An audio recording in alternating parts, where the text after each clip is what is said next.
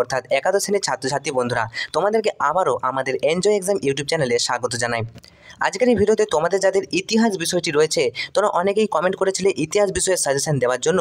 তো ইতিহাস বিষয়ের একটি প্রশ্নপত্র তোমাদের সাথে আলোচনা করছি, উত্তর সহ আলোচনা করব, তাই তোমাদের সময় নষ্ট একেবারেই হবে না।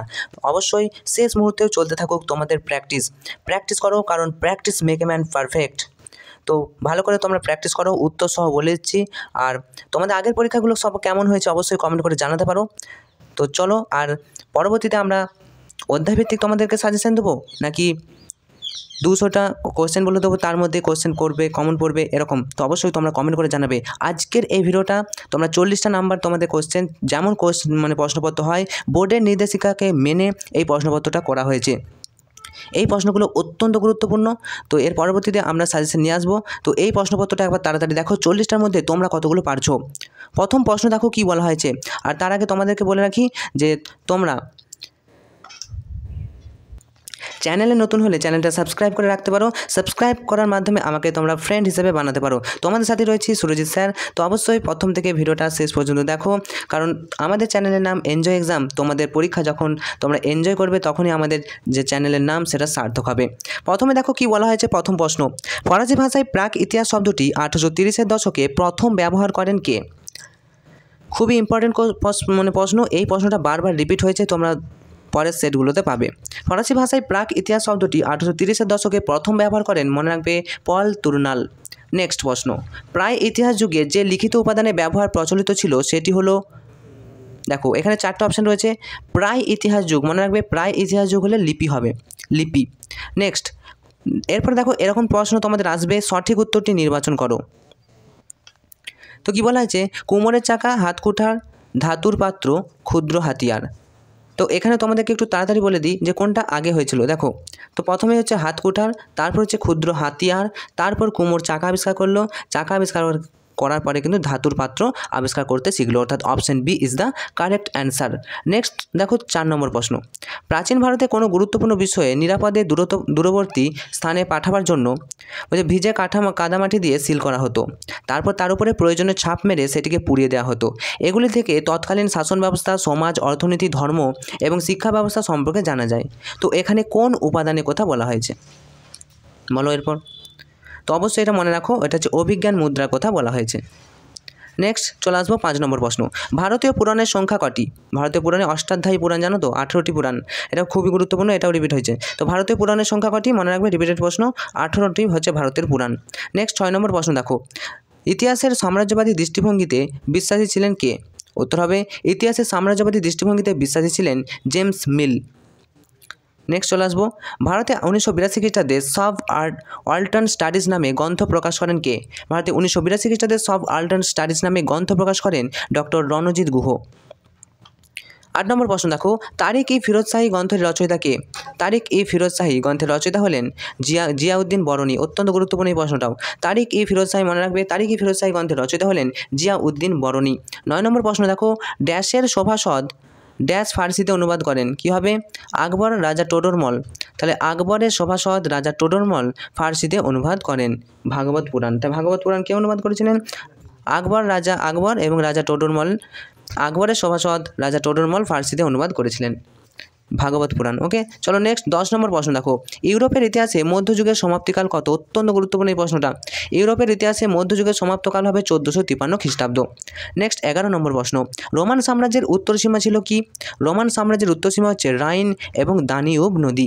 রোমান সাম্রাজ্যের উত্তর সীমা রাইন এবং দানিউব নদী।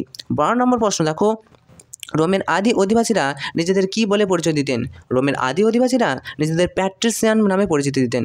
নিজেদেরকে বলতেন আমরা প্যাট্রিসিয়ান। নেক্সট 13 নম্বর প্রশ্ন, পূর্ব রোমান সাম্রাজ্যে ক্ষমতার 3টি প্রধান আধার ছিল। কি কি? পূর্ব রোমান সাম্রাজ্যে ক্ষমতার 3টি প্রধান আধার, তো উত্তর হবে সম্রাট, সিনেট এবং সেনাবাহিনী। 3টি প্রধান ছিল আধার, 3টি প্রধান আধার। নেক্সট প্রশ্ন দেখো, সিজার নিজেকে এম্পারেটর বলে ঘোষণা করে, যার অর্থ উত্তর হবে একচ্ছত্র অধিপত্য। তো এখানে কি বললাম, এম্পারেটর শব্দের অর্থ কি মনে রাখবো, একচ্ছত্র অধিপতি। নেক্সট, রোমান সম্রাট অগাস্টাস প্রিন্সিপেট নামক স্থান রাজ্য স্থাপন করেন কত খ্রিস্টাব্দে, উত্তর হবে 27 খ্রিস্টপূর্বাব্দে রোমান সম্রাট অগাস্টাস প্রিন্সিপেট নামক রাজ্য স্থাপন করেন। নেক্সট প্রশ্ন চলে আসবো 330 নম্বর। দেখো 330 খ্রিস্টাব্দে কি বলেছে, রোমান সাম্রাজ্যের দ্বিতীয় রাজধানী স্থাপন করেন কে? 330 খ্রিস্টাব্দে রোমান সাম্রাজ্যের দ্বিতীয় রাজধানী স্থাপন করেন কনস্টান্টাইন। মনে রাখবে 330 খ্রিস্টাব্দে রোমান সাম্রাজ্যের দ্বিতীয় রাজধানী স্থাপন করেছিল কনস্টান্টাইন। নেক্সট চলে আসবো 17 নম্বর প্রশ্ন। প্রাচীন ভারতের সঙ্গে রোমানদের বাণিজ্যিক সম্পর্ক গড়ে ওঠে যার আমলে? প্রাচীন ভারতের সঙ্গে রোমানদের বাণিজ্যিক সম্পর্ক গড়ে ওঠে উত্তর হবে অগাস্টাস সিজার এর আমলে। নেক্সট 18 নম্বর প্রশ্ন। খ্রিস্টপূর্ব প্রথম শতাব্দীতে চীন এবং রোমান সাম্রাজ্যের মধ্যে যে পথে বাণিজ্য চলতো তা চীন এবং রোমের মধ্যে যে বাণিজ্য চলতো সেটা হচ্ছে রেশম পথের বাণিজ্য। মনে রাখবে রেশম পথ। নেক্সট চলে আসবো 19 নম্বর প্রশ্ন। খ্রিস্টীয় 3য় শতকে রোমান সাম্রাজ্যের সঙ্গে বাণিজ্যিক সম্পর্ক হ্রাস পায় যে দেশের? খ্রিস্টীয় 3য় শতকে রোমান সাম্রাজ্যের সঙ্গে বাণিজ্যিক সম্পর্ক হ্রাস পেয়ে যায় উত্তর হবে ভারতে কিন্তু রোমান সাম্রাজ্যের সঙ্গে বাণিজ্যিক সম্পর্ক হ্রাস পায়। কত শতক? খ্রিস্টীয় 3য় শতক। মনে রাখবে। নেক্সট, পূর্ব ভূমধ্যসাগরীয় অঞ্চলে ডেলস সুপরিচিত ছিল কারণ কি? এটি ছিল বড় বড় কৃতদাস বাজার। মনে রাখবে, এটা হচ্ছে একটি বড় কৃতদাস বাজার। কি? ডেলস। ডেলস কি? ডেলস হলো বড় কৃতদাস বাজার। মনে রাখবে। নেক্সট চলো 21 নম্বর প্রশ্ন। রোমের কৃষি অর্থনীতি শিল্প ও বাণিজ্য অর্থনীতির দিকে মোড় নিয়েছিল? উত্তর হবে কৃতদাসদের শ্রমে কী করেছিল? রোমের যে কৃষি অর্থনীতি এই শিল্প এবং বাণিজ্য অর্থনীতির দিকে মোড় নিয়েছিল। কৃতদাসরা এতটাই পরিশ্রম করেছিল। নেক্সট 22 নম্বর দেখো, স্পার্টায় কৃতদাসরা কী নামে পরিচিত? অত্যন্ত গুরুত্বপূর্ণ। মনে রাখবে, হেলট নামে পরিচিত। স্পার্টায় কৃতদাসরা হেল্ট নামে পরিচিত। এটা এভারগ্রিন প্রশ্ন, অত্যন্ত গুরুত্বপূর্ণ। নেক্সট, কৃতদাসরা রোমান নাগরিকদের করে তুলেছিল কীরকম? কৃতদাসরা রোমান নাগরিকদের করে তুলেছিল, তো এখানের মধ্যে এই কোন অপশানটা হবে? এটা তোমাদের জন্য কমেন্ট থাকলো, এটা তোমরা অবশ্যই করে রাখবে। আচ্ছা, আমি তোমাদেরকে বলে দিচ্ছি, তোমরা আবার সময় নষ্ট করবে। বলে দিচ্ছি, দেখো কি বলা হয়েছে, যে রোমের কৃতদাস প্রথার অন্যতম ছিল সেখানকার কি? উত্তর হবে সামরিক দক্ষতা আছে, এটা তো বললাম। আচ্ছা 23 নম্বর প্রশ্ন দেখো, কৃতদাসরা রোমান নাগরিকদের করে তুলেছিল কি? কৃতদাসরা রোমান নাগরিকদের করে তুলেছিল, অবশ্যই এটা হচ্ছে কর্মবিমুখ। তাহলে option B is the correct answer. 24 number প্রশ্ন দেখো, রোমের কৃতদাস প্রথার অন্যতম ফল ছিল কি? রোমের কৃতদাস প্রথার অন্যতম ফল ছিল সেখানকার সামরিক দক্ষতা হ্রাস, অর্থাৎ option D is the correct answer. 25 নম্বর প্রশ্ন দেখো, রোমের স্পার্টাকাসের নেতৃত্বে দাস বিদ্রোহ সংঘটিত হয় কত খ্রিস্টাব্দে? রোমের স্পার্টাকাসের নেতৃত্বে দাস বিদ্রোহ সংঘটিত হয় উত্তর হবে 73 খ্রিস্টপূর্বাব্দে।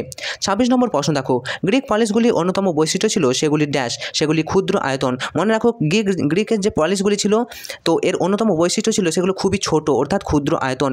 নেক্সট 27 নম্বর প্রশ্ন, গ্রিসের গণতান্ত্রিক পলিসের শ্রেষ্ঠ উদাহরণ কি? গ্রিসের গণতান্ত্রিক পলিসের শ্রেষ্ঠ উদাহরণ হবে এথেন্স।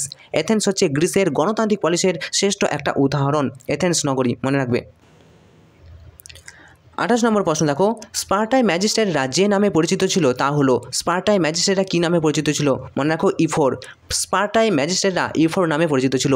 নেক্সট প্রশ্ন 29 নম্বর প্রশ্ন, ষোড়শ মহাজনপদের অধিকাংশ রাজ্য ছিল কীরকম? ষোড়শ মহাজনপদের অধিকাংশ রাজ্য ছিল রাজতান্ত্রিক। নেক্সট, দক্ষিণ ভারতে অবস্থিত একমাত্র মহাজনপদের নাম কি? দক্ষিণ ভারতে অবস্থিত একমাত্র মহাজনপদ ছিল যেটা হচ্ছে অজমক। অজমক হলো দক্ষিণ ভারতে অবস্থিত একমাত্র মহাজনপদ। চলো 31 নম্বর প্রশ্ন, ব্রিজি এবং মল্ল নামে মহাজনপদ দুটি ছিল কি? ব্রিজি এবং মল্ল নামে মহাজনপদ দুটি ছিল প্রজাতান্ত্রিক। নেক্সট চলে আসবো। এরপর দেখো 32 নম্বর প্রশ্ন, ক স্তম্ভের সঙ্গে খ স্তম্ভ তোমাদের মিলাতে হবে, এরকম টাইপের প্রশ্ন কিন্তু তোমাদের আসবে, তো আমি তোমাদেরকে মিলিয়ে দেখিয়ে দিচ্ছি। তাহলে দেখো, কাশ্মীরের সাথে কি হবে? অর্থাৎ একের সাথে হবে কাশ্মীরের সাথে সি, অর্থাৎ মধ্যন্তিক। কাশ্মীর হবে মধ্যন্তিক, মহীশূর হবে মহাদেব, গ্রিক দেশ এটা হয়ে যাবে মহারক্ষিত, এবং মহারাষ্ট্র হবে মহাধর্মরক্ষিত। তো এই ওয়াইজ যদি আমরা করি তাহলে অপশন হয়ে যাবে option number C is the correct answer. Option number C is the correct answer. Next চলো 33 নম্বর প্রশ্ন দেখো কি বলা হয়েছে, যে ম্যাসিডন সাম্রাজ্য সম্পূর্ণ রোমানদের দখলে চলে যায় কত খ্রিস্টাব্দে? ম্যাসিডন সাম্রাজ্য সম্পূর্ণ রোমানদের দখলে চলে যায় 146 খ্রিস্টপূর্বাব্দে। ওকে, চলো নেক্সট 34 নম্বর প্রশ্ন দেখো কি বলা হয়েছে, চোল রাজ্যে প্রদেশগুলি কী নামে পরিচিত? চোল রাজ্যের প্রদেশগুলি মণ্ডলম নামে পরিচিত। 35 নম্বর প্রশ্ন দেখো, চোল রাজ্যে নগরম গঠিত হয়েছিল, উত্তর হবে বণিকদের স্বার্থ রক্ষার জন্য চোল রাজ্যে নগরম গঠিত হয়েছিল। নেক্সট, প্রাচীন রোমে যে ধর্ম প্রচলিত ছিল তা হবে বহুত্ববাদী ধর্ম। মনে রাখবে, প্রাচীন রোমে যে ধর্ম গঠিত হয়েছিল তা হচ্ছে বহুত্ববাদী ধর্ম। নেক্সট চলে আসবো বিবৃতি, এরকম বিবৃতির ব্যাখ্যা তোমাদের আসবে। তো বিবৃতিতে কি বলেছে দেখো, গুপ্ত সম্রাট সমুদ্রগুপ্ত দক্ষিণ ভারতের রাজাদের পরাজিত করে পরিমোক্ষ নীতি গ্রহণ করেছিল। তো এর কারণ, এটা হচ্ছে বিবৃতি, কারণ বলছে যে সুদূর পাটলিপুত্র থেকে দক্ষিণ ভারতের উপর নিরঙ্কুশ প্রাধান্য করা সম্ভব ছিল না। তো নিচের কোন বিকল্পটিকে প্রদত্ত বিবৃতি এবং কারণটির সঠিকভাবে ব্যাখ্যা করে? অপশান দেখো, অপশান ওয়াইজ কী বলেছে, যে এ এবং আর উভয়ই সঠিক এবং আর হলো এর সঠিক ব্যাখ্যা। তাহলে কি বুঝলে, যে এ এবং আর উভয়ই সঠিক। যে গুপ্ত সম্রাট সমুদ্রগুপ্ত দক্ষিণ ভারতের পরাজিত করে পরিমোক্ষ নীতি গ্রহণ করেছিলেন, এর কারণ ছিল কি, সুদূর পাটলিপুত্র থেকে দক্ষিণ ভারতের উপর নিরঙ্কুশ প্রাধান্য করা সম্ভব ছিল না, সেই জন্যই এটা হয়েছিল। চলো 38 নম্বর প্রশ্ন, ভারতের নেপোলিয়ন কাকে বলে? অত্যন্ত গুরুত্বপূর্ণ, ভারতের নেপোলিয়ন, মনে রাখো সমুদ্রগুপ্তকে ভারতের নেপোলিয়ন বলা হয়। নেক্সট প্রশ্ন 39 নম্বর প্রশ্ন, অটোমান সাম্রাজ্যের শ্রেষ্ঠ সুলতান কে ছিলেন? অটোমান সাম্রাজ্যের শ্রেষ্ঠ সুলতান ছিলেন সুলেমান দ্য ম্যাগনিফিসেন্ট। অটোমান সাম্রাজ্যের শ্রেষ্ঠ সুলতান ছিলেন। নেক্সট প্রশ্ন চলে আসবো 40 নম্বর প্রশ্ন, বাবর এবং সংগ্রাম সিংহের মধ্যে 1527 খ্রিস্টাব্দে অনুষ্ঠিত হয়েছিল কি যুদ্ধ? বাবর এবং সংগ্রাম সিংহের মধ্যে 1527 খ্রিস্টাব্দে অনুষ্ঠিত হয়েছিল খানুয়ার যুদ্ধ। এটা কিন্তু ভালো করে মনে রাখবে।